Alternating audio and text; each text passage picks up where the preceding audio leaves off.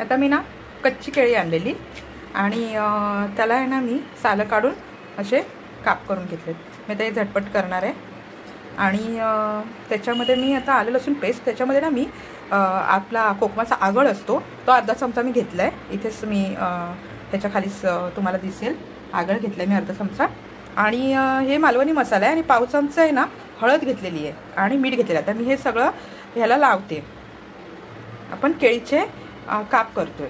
केळीचे मसाल्याचे आपण आता हे काप करतोय. आता मी हे सर्वांना लावून घेतलं आहे मसाला आणि हे आता 5-10 मिनटं आपण हे बाजूला ठेवतोय.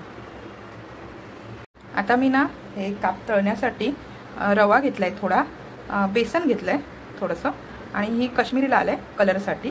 थोडंसं किंचितचं मीठ घ्यायचं आहे आणि हा आहे तो मालवणी मसाला. तर हे आपण एकत्र करूया. आता हे मी मिक्स केलं आहे आणि हे आता मी काप ह्याच्यामध्ये हे लावून घेणार आहे त्याला सारण. आणि मी आता ह्याच्यावरती ना आपला तवा ठेवला आहे आणि त्याच्यावरती आता मी हे काप ठेवणार आहे एक. त्याच्यावरती मी थोडं तेल घातलं आहे. आता हे आपण ना कापं सगळे घालून घेतलेत आणि तेल आपण सोडलं आहे वरनं. आपण कमी तेलातच करतो आहे. आणि आता आपण दोन्ही साईडनी चांगले खरपूस भाजून घेऊया. कमी गॅस ठेवू. असे छानपैकी आहे ना मंद गॅसवर चांगले थोडं थोडं तेल टाकून भाजून घ्यायचे. प्रियांश, केळ्याचे काप. थँक्यू.